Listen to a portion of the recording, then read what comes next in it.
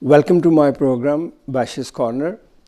As we all know that the Danish people will elect a new government on 18th of June. So we are all going to election. Until very recently, the present Prime Minister, Helle Thorning-Schmidt, was quite behind in the opinion polls. But surprisingly, in the last few weeks, Social Democratic Party and its partners with Helle Thorning-Schmidt have caught up with the opposition party.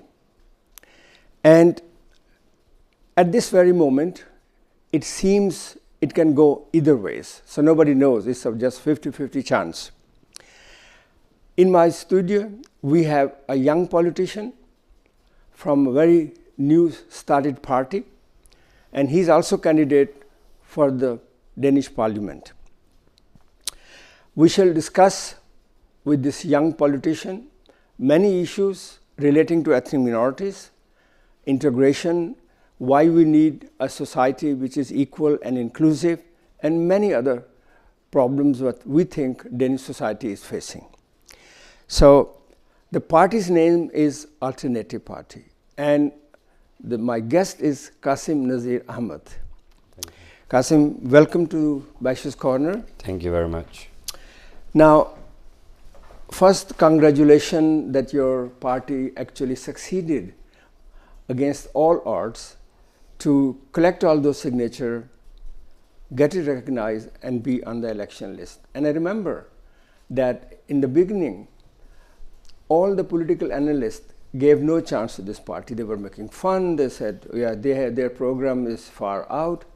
But all of a sudden now, your party is not only over the limit, but they are actually now advancing very fast. Right. Now, how did your party, Alternative, and the name is very beautiful, have managed to pull this coup?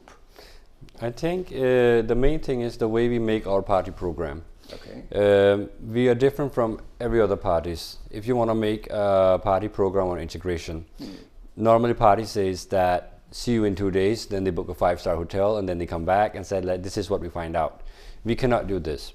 What we do is we ask the public to come out, sit with us. We make a conference all over Denmark. All ordinary people? Ordinary people. We tell no them experts? No, expert as well. Okay. Everybody is welcome to join us.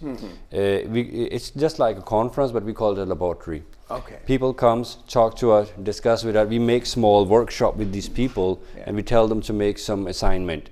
And then we gather all the information all across the Denmark, and then we find out how to make this party program. So when we make a party program, it takes some time to make it, because we want to sit with the Danish people. It's very important that we go out and talk with these people who we are making all these laws for.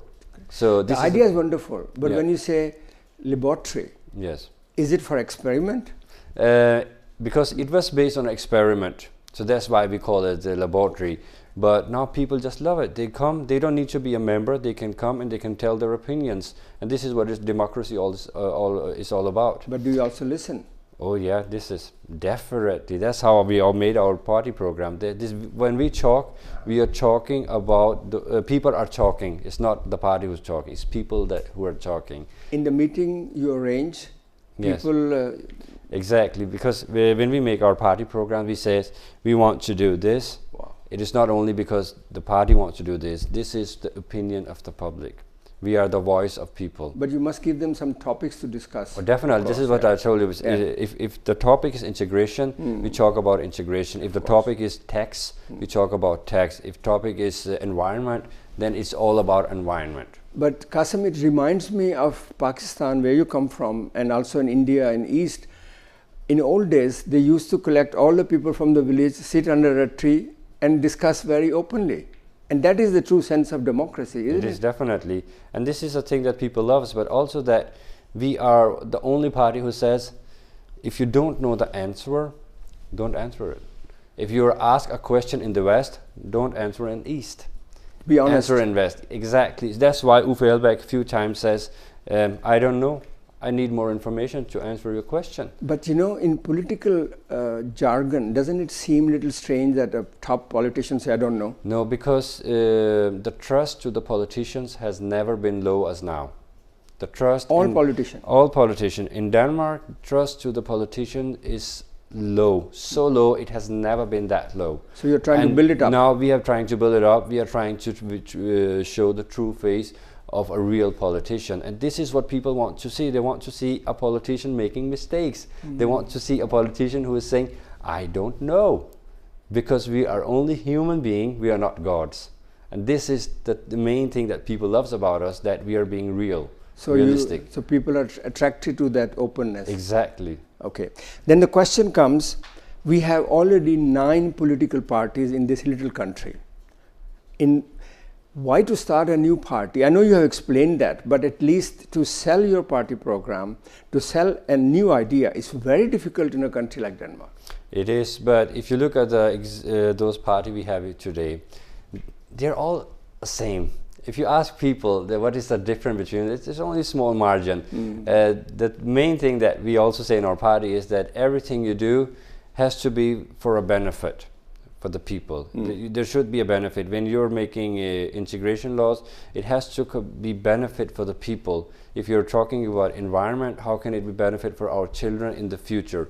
So we are gathering information and talking about these issues in a whole another level. And the best thing is that the professor in universities and journalists are saying they are doing the right thing. They are talking about the right topics, because nobody is talking about global warming, environment, about health, and all those issues. All of the parties, they're only talking about the mainstream policies. Yesterday I saw a debate between the Prime Minister and the opposition leader.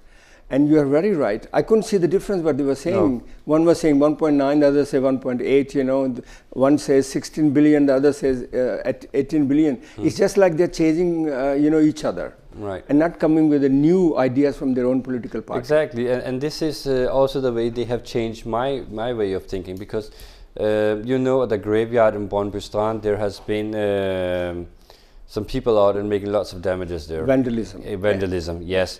Everybody is talking about this is bad, this is not good, it should not be done. But the question I'm asking is, why did they do this? This is the main. What happened? Why have they done this? Because they have done not to all grave like Christian or Jewish and etc. It has only been on Muslim. Why have they done this? Because it's a hate crime. I call it a hate crime. It is a hate crime, definitely. What made them do this? What are those mechanisms in our society that trigger this? And this is what where I feel we need to get to focus, because we have to change this. Absolutely. I think it's a wonderful idea to go and look at the roots and say we should remove those, actually the reasons why people do this kind of thing. Now, although the polls suggest that you are quite above the average, Yes. and I'm sure that lots of hopes and desires will be fulfilled. But again, at the same time, the construction of Danish politics is such. Are you sure that you can get some influence in the in decision making? Actually, we are coming with new ideas. Definitely, I think the people of Denmark are speaking now. They are talking about us, and we will definitely get some influence, because when we talk about the future of Denmark. And we have to do something now. It's naive to think that you can continue the way you're doing now.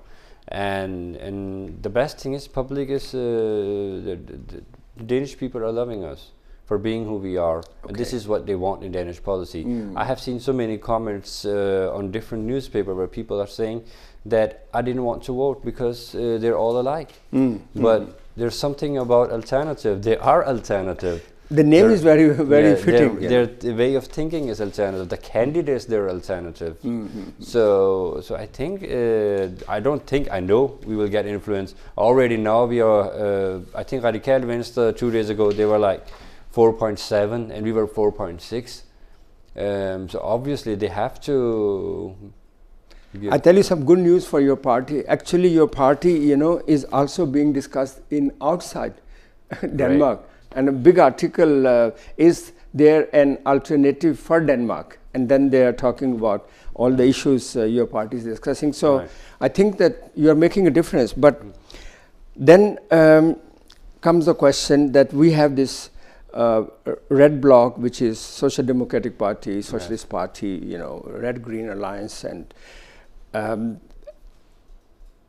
where would your party be placed? Would you be on the left, center, or the right? Where are you going to be? We call us a central party, but we have appointed Helle Thorning as the Prime Minister. So we are under the red bloc. So you already have said you'll support her? Yes, we already said that. So you agree with her policies? We are mostly agreed in red bloc rather than blue bloc. This is, of course, especially for you. Okay. Now come the question on candidate Qasim. How did you get involved in politics? You are an economist, and you know, all of a sudden you are everywhere. You see, under the financial crisis, I lost my job. And it was very tough to get back on the line. And I remember even when I wanted to get a taxi license, the job center, they couldn't even pay for it because they said, you have a master's degree in economy, you should look for a job in this field. It's true, because and I said I have been unemployed for almost 3 years and I can't find any job. And then even with this high degree? Exactly, because it was financial crisis, everybody was unemployed at the moment.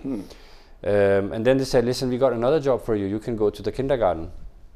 And I said to them, but you can't give me a taxi license, but I should be in a kindergarten. I said, I had 3 children at home, all have diapers. It is a kindergarten. It's enough. It's enough for me.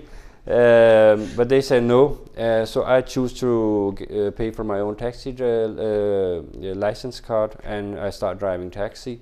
And while I was in taxi, I start studying for online marketing. So I had I bought a small laptop, so I was sitting and writing resume all day while I didn't have any customers, or reading about this online marketing. And once the customer came and she said, just drive, and she took my laptop on her and then she said to me, what is your degree? I told her what my degree was, and she said, listen, you shouldn't drive taxi, you should work for me. And then she said to me, I'll give you a job if you can get this IT course. So I went to the job center, I said, I want this IT course. They said, we can't give you because you're already in job. Then I went to this union. I said, can you help me? And they said, we can't help you, you are already in job. And then I said to them, why are you punishing me for being in job? Strange. And then I contacted 1 or 2 of these places who give these courses. I said, I want to pay for it myself, and I think it was about 40 to 45,000 krones. And you pay from your pocket? I said, I want to do this. Okay. But then they said to me that these positions are only available for those people who will be sent by from job center or the unions. So I couldn't get this job, and I was really annoyed by this, frustrated. How can it be that we have a system that won't let you get a job? And this is one of the reasons why I also get involved with policy, but also because my wife said to me, which school are our children going to? And then I looked at the list and I saw that all the school in our town was really bad. So I visited in his list to ask them, what will you do? The Red-Green Alliance. Exactly. This was the first party I remember I visited, and they said it has to do something with the color of the walls and the curtains. And I went out. Then I went to SF. They didn't have anything. We don't have Radikal Venstre where I'm from. So I went to Social Democrat. I said, you have this city for 16 years. Why is it going bad? He said, don't worry, it will get better. Don't worry, it will get better. So you went to every party to see what they were doing? Exactly. So then I went to Venstre, and he that's a liberal party. Yes, exactly. And he just knew everything. He said teachers and children are competing who can be away from school most of the time. And he told me many other things, and then I asked him, listen, how can I help you to win this? So you went into that party? I went to this party, and I said, listen, I want to help you. He said, you know what, you can be candidate in Venstre. So I was candidate in Venstre 3 years ago, and this way I got more involved with policy, but on the national plan I could not be agree with Venstre, so I choose to go out. Tell me, you have an ethnic minority background like myself. Are there other ethnic candidates in your party? Yes, there is one called Uzma. She's also the spokeswoman of integration. Okay. Yes. And there are also other... we have one more in Odense who's called Roger Mathiasen. Okay, from Odense. Odense, yes. Okay. So, and we got many volunteers with another ethnic background, and I believe after this election we will be, more people will be joining. I'm definitely sure they will. Okay. I have seen, talking to different people, that ethnic minorities are very attracted to your party now. They see actually an alternative to other parties. And they consider your party very friendly. How come all of a sudden, you know, you have replaced other parties and become their spokesperson? Well, we are a friendly party because we tell everyone to come join the party. This is actually our this is how we say it, join the party. Sure. So we include everyone, and everybody is welcome. And if someone wants to talk to us, they say, listen, we have this issue about like taxes on people with low income. Yes. What can we do? Okay. Then we say, listen, let's make a laboratory all over the Denmark, and let's find out what we can do. You talked about integration. Yes. So your party, they have any plan for integration? How to? Because everybody says integration didn't succeed. Yes. So here is a new party. Do you have any good plans? First of all, we are not like the other parties, because the red bloc is saying that blue bloc failed to integrate the community, and the blue bloc says no, it's the red party's fault that they didn't integrate fully. Okay. And unfortunately, we got this third party who's not standing national party who said you all failed. And then we are all others are taken as hostage in this communication, because we are the only party who says integration happened and it was a very big success, because my father, you came back in the 60s, 70s, 80s, you got a job, you made sure that your family got food on the table, roof over their head, and everything. Your children were educated, and now they got children, they're at work and everything. So integration so the process is going on. Process is going on. It has been a success. This is one of the reasons why we didn't make integration policy in the beginning, because we feel that all this is a social problem. It's not integration's problem. Obviously, we have some problem in few places, but they came when the war started in different places in the world, and we got fugitives. And in Denmark, they have been very bad to integrate these people into the society. Instead, they were in asylum centers, and we kept them there. They learned language there, but they never knew about the world outside the asylum center, how it's done. Now I want to take up another issue with you. You obviously are a very informed young man. You talked about this vandalism in the graveyard, Muslim graveyard. Yes. You also know the tone in the media and the populist politician saying a lot of things about ethnic minorities, especially about Muslims. Now, would you take up these issues in your party and also in the parliament when you get elected? Definitely. I have a history of being always talked about minority, being standing up for them, even though I don't care which kind of religions they have, or which sexual orientation they have. It doesn't matter, because it's very important, because I got some strengths. One of my strengths is I'm a Danish, but I'm also a minority. Sure. It's a strength, and this is why we also this is also one of the things we wrote in our party program, that people comes in all color and shapes, but this is not a weakness, this is a strength. So I'm a very strong candidate with all these experience as well, because many people also said to me, it's really nice to meet a young guy who actually have experience from the real world.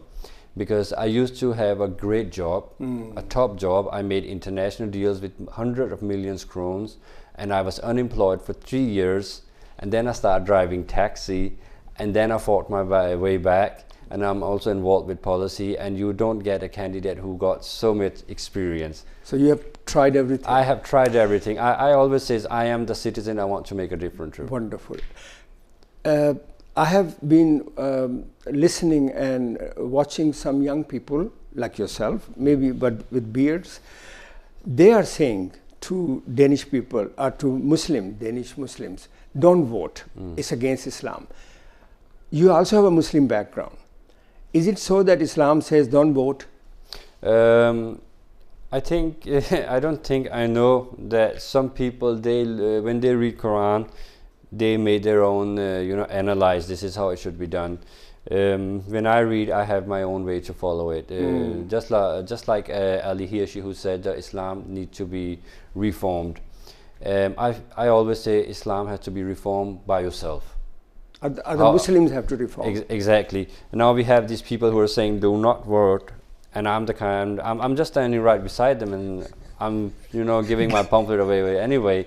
And the funny thing is, I never had a clash with these people. We always smile. Sometimes we don't smile. Okay. But unfortunately, this Friday, when it was Grundlovsdag, everybody, they were off duty and they came to mosque, and it was a very big opportunity to get my pamphlet to everyone.